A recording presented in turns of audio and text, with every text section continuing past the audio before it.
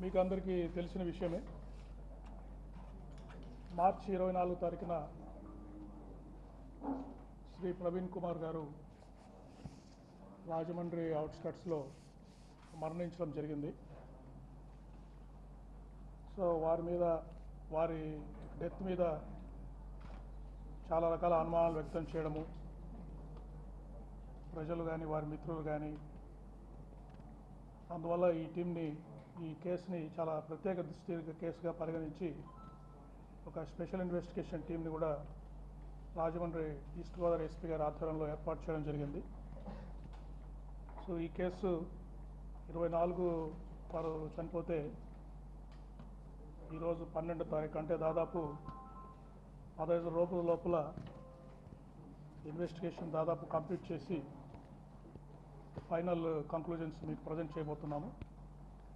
అంటే ఈ కేసు యొక్క ఇంపార్టెన్స్ని గమనించి అన్ని రకాల ఎవిడెన్స్లు దీంట్లో గ్యాదర్ చేయడం జరిగింది.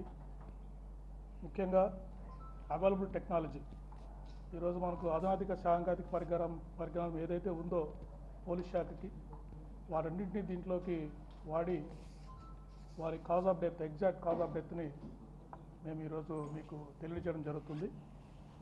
కాబట్టి ఈ స్టెప్స్, ఈ పాస్టర్స్ మన ప్రవీణ్ కుమార్ గారు మనకు 24 రాత్రి 11:40 గంటలకు మరణించారు. 25వ తారీఖు వారి పోలీస్ ఏఎస్ఐ గారు వారి డెడ్ బాడీని గుర్తించి వారి ఫ్రెండ్స్కి వారికి తెలియజేసిన తర్వాత హాస్పిటల్కి దాన్ని షిఫ్ట్ చేయడం జరిగింది. తర్వాత ఆ రోజు వాళ్ళ బంధువులంతా వచ్చిన తర్వాత 25వ తారీఖు మనము దీన్ని సస్పిషియస్ డెత్ కింద కేసు రిజిస్టర్ చేయడం జరిగింది. 26వ తారీఖు వారి బంధుమిత్రులు వారందరూ వచ్చిన తర్వాత తహసీల్దార్ గారు దాని మీద శవ పంచనామా జరిపారు. The team of doctors under videography post mortem చేశారు. తర్వాత విసరా శాంపుల్స్ అన్నీ కూడా ఫోరెన్సిక్ సైన్స్ ల్యాబొరేటరీకి పంపడం జరిగింది. తర్వాత మనము దారి పొడవునా కూడా చాలా సీసీ కెమెరాస్లో వారి ప్రయాణాన్ని గమనించడం జరిగింది. ఆ సీసీ ఫుటేజెస్ అన్నీ కూడా సెంట్రల్ ఫోరెన్సిక్ ల్యాబొరేటరీ హైదరాబాద్ పంపించి అక్కడ కూడా అనాలిసిస్ చేశాము. ఇట్లా రకరకాల స్టెప్స్ మేము ఇన్వెస్టిగేషన్ స్టెప్స్ తీసుకున్నాము. ఆ స్టెప్స్ అన్నీ మీకు ఇప్పుడు 1 by 1 ఎగ్జామిన్ చేస్తాము.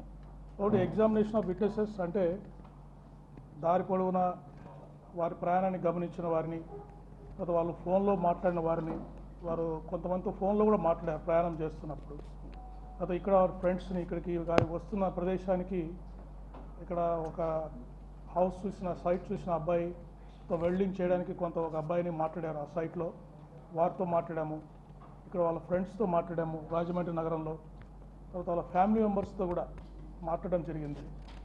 ఈ విట్నెస్ అందరినీ ఎగ్జామిన్ చేశాము. తర్వాత సీసీటీవీ ఫుటేజ్ హైదరాబాద్ బయలుదేరినప్పటి నుంచి వారు మరణించే వరకు దారిలో ఉన్న సీసీ కెమెరాస్లో ఫుటేజ్ అంతా వారి ప్రయాణాన్ని తీసుకోవడం జరిగింది. తర్వాత సీసీటీవీ ఫుటేజ్ని ఈ సెంట్రల్ ఫోరెన్సిక్ సైన్స్ ల్యాబొరేటరీ హైదరాబాద్లో దీన్ని అనాలిసిస్ చేయడం జరిగింది. తర్వాత క్రైమ్ సీన్ అబ్జర్వేషన్, అంటే అక్కడ ఎక్కడైతే ప్రమాదం జరిగి వారు పడిపోయి చనిపోయారో ఆ సీన్ అబ్జర్వేషన్ని ఫోరెన్సిక్ ఎక్స్పర్ట్స్ ఎఫ్ఎస్ఎల్ విజయవాడ నుంచి వచ్చి ఆ సీన్ అంతా అబ్జర్వ్ చేశారు. అక్కడ శాంపుల్స్ కూడా కలెక్ట్ చేశారు. తర్వాత ఏ వెహికల్ మీద అయితే వారు వాళ్ళ ఎన్ఫీల్డ్ బుల్లెట్ మీద వారు ట్రావెల్ చేస్తున్నారు, ఆ వెహికల్ని, కొన్ని సస్పెక్ట్ వెహికల్స్, అంటే వారితో పాటు కొన్ని వెహికల్స్, కార్స్ ప్రయాణం చేసాయి, ఒక 4 నుంచి 6 వెహికల్స్ ప్రయాణం చేసాయి. ఆ వెహికల్స్ అన్నింటినీ కూడా ఫోరెన్సిక్ ఎక్స్పర్ట్స్, తర్వాత team of transport officials, district transport officer east Godavari district సంబంధించిన ఎంబీఐ, ఏఎంఐ, డిటిఓ గారు ఆ వెహికల్స్ అన్ని ఎగ్జామిన్ చేశారు. టెక్నికల్ డేటా అనాలిసిస్, అంటే వారి సెల్ ఫోన్ ట్రాకింగ్, ఎవరెవరితో మాట్లాడారు అవన్నీ కూడా టెక్నికల్ డేటా అనాలిసిస్లో చేశాము. తర్వాత యూపీఐ పేమెంట్స్, వారి దారిలో వారి సెల్ ఫోన్ ద్వారా కొన్ని పేమెంట్స్ చేశారు, అవి కూడా చూసాము. తర్వాత post mortem examination team of doctors చేశారు.